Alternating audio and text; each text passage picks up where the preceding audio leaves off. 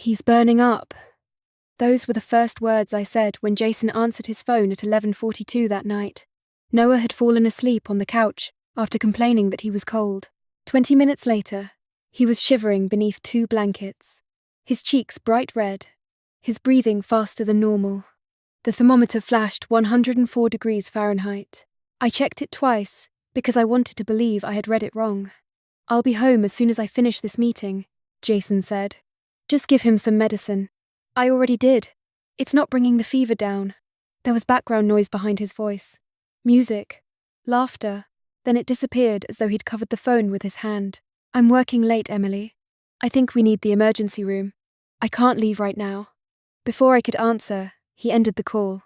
I tried again. Then again. 6 calls in total. Every one of them went unanswered. By midnight, Noah could barely keep his eyes open. He whispered that his head hurt, then rested against my shoulder without another word. I grabbed my purse, wrapped him in his winter coat, and drove through nearly empty streets toward the children's hospital. We arrived at 12:36 a.m. Grace Holloway met us in triage. She had known me professionally for years, but that night she looked at me only as a frightened mother. Dr. Daniel Brooks examined Noah immediately. They moved faster than I had ever seen an emergency department move. I sat beside my son's bed, holding his hand while monitors beeped steadily in the darkness. At 2:17 a.m., my phone vibrated. Someone had tagged my husband in a photograph. I almost ignored the notification. My attention was fixed on Noah. His fever had finally begun to ease after medication and fluids, and Dr. Daniel Brooks had stepped out to review his lab results. For the first time since we arrived, I allowed myself one slow breath. Then I unlocked my phone. The photo had been posted at exactly 2:17 a.m. Jason stood on the rooftop patio of an upscale lounge 18 miles from the hospital. City lights stretched behind him. In one hand, he held a drink. Beside him stood a woman I recognized from company holiday pictures, Sabrina Ellis. Their shoulders touched. Neither of them looked like people ending a late business meeting. I stared at the image for several seconds before locking my phone again. There would be time to think about Jason later. Right then, my son mattered more than my marriage. Just before dawn, Noah asked for water. His voice sounded stronger, and the color had begun to return to his face. I smiled for the first time all night. At 8:09 a.m., Jason finally walked into the emergency department, carrying coffee and an apology that sounded practiced. Before he even spoke, "I'm sorry," he said. The meeting ran longer than expected. Then my phone died.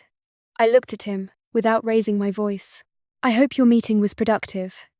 It was important. I imagine it was. He seemed relieved that I wasn't arguing. He didn't know I had already seen the photograph. And it wasn't the photograph that changed everything. It was the receipt. Noah came home 2 days later with instructions to rest, drink plenty of fluids, and avoid school for the rest of the week. He recovered much faster than I did. Once he fell asleep each afternoon, I opened my laptop at the kitchen table, not to reread the photograph, to understand it.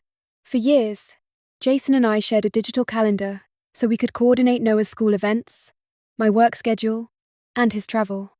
I began comparing those entries with our bank statements and credit card records. The pattern appeared almost immediately. Business dinners that matched charges from expensive restaurants, late meetings that ended with hotel parking fees, conference trips extended by a night without explanation. I kept scrolling. 3 years of calendars, 47 late-night expenses, 29 family events Jason had cancelled at the last minute because work had supposedly needed him. Every number connected to another. It wasn't one terrible decision. It was a carefully maintained second life. Oddly, that realization hurt less than I expected. A single mistake leaves room for confusion. A pattern leaves very little. I printed the statements, organized them by date, and placed them into the same folder where I had always kept our financial records and Noah's medical paperwork. I wasn't building a case against my husband. I was preserving the truth before memory had the chance to soften it. 2 days later, Jason sat across from me at dinner and explained that his company had added another unexpected evening meeting. I simply nodded. It was the third explanation he'd offered for the same night. 2 days later, Jason introduced another lie he couldn't keep straight. The following Sunday, Jason insisted we have dinner at his mother's house. He said it would help everyone move past a stressful week. 12 relatives gathered around Linda Carter's dining table. Noah was laughing with his cousins again, healthy enough to chase them through the backyard, and for that alone I was grateful. The adults stayed inside. Conversation drifted from work to vacations to Noah's hospital stay. Linda reached over and squeezed Jason's hand. "I keep telling everyone how hard he's been working," she said. "Those late meetings are exhausting him." Jason nodded, without looking at me. "I've been doing what I can." I took another sip of iced tea. There was no reason to interrupt. The truth has its own timing. A few minutes later, the front door opened, and Mark Reynolds walked in, carrying a dessert tray. Jason had invited his district manager, without mentioning it to anyone. Mark greeted everyone warmly before turning toward Jason. "I've been meaning to thank you for covering those client calls after the quarterly meeting." Jason smiled. "No problem." Mark laughed. "Good thing we wrapped everything up by 4:15 that afternoon. I don't think anyone wanted another meeting after that marathon." The room went quiet. Not dramatically, just long enough. Jason cleared his throat. "Well, there were a few follow-up discussions." Mark frowned slightly. "With who?" Everyone was already heading home. No one spoke. Linda looked from Mark to Jason, then toward me. I didn't say a word. I didn't have to. By the end of dinner, Jason had offered 3 different explanations for where he'd been that night. None of them matched. The drive home passed in complete silence. The next afternoon, my phone rang from a number I didn't recognize. When I answered, a woman introduced herself. "My name is Sabrina." I almost let the call go to voicemail. Instead, I answered, "My name is Sabrina," the woman said quietly. "I think we need to talk." Her voice didn't sound offensive. It sounded unsettled. We agreed to meet at a small coffee shop halfway between our offices. When she arrived, she looked as nervous as I felt. "I didn't know," she said before either of us had ordered. Jason told me he'd been separated for over a year. I believed that she believed him. There was no triumph in that realization.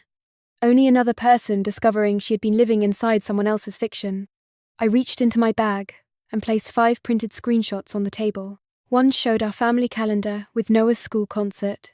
Another showed a photograph of the 3 of us taken the month Jason claimed he had already moved out. The others were simple. A mortgage statement, our joint insurance renewal, a text from Jason asking me to pick up groceries on his way home. Dates have a way of speaking without emotion. Sabrina studied each page in silence. Our conversation lasted 18 minutes. When she finally looked up, her eyes were wet. "I'm so sorry," she whispered. "So am I." She thanked me for telling her the truth, folded the screenshots back into a neat stack, and walked away. Later that evening, Jason called repeatedly. When I answered, his voice was tight. "Did you talk to Sabrina?" "Yes." "What did you tell her?" "Only what I could document." The line fell silent. For nearly 14 months, he had managed 2 separate versions of his life. Now both had collapsed into one. For the first time since all of this began, Jason didn't ask me for another chance. He asked to see the folder. The divorce was finalized 118 days after I filed. By then, Noah had been healthy for months.